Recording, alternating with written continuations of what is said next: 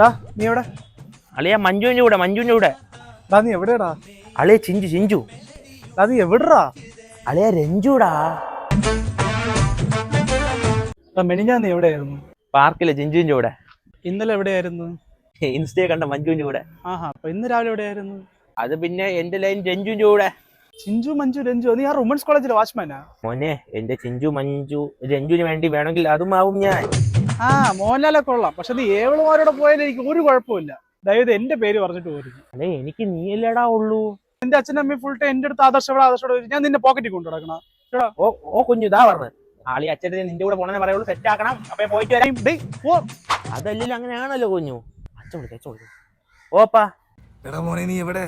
അത്തിന് accident ആയപ്പാ. അവൻ ഈ സമയത്ത് നമ്മൾ അവന്റെ കൂടെ നിൽക്കേണ്ടിയത്. അവന്റെ കൂടെ നിൽക്കണപ്പാ. സത്യം എനിക്കൊന്ന് കാണണം.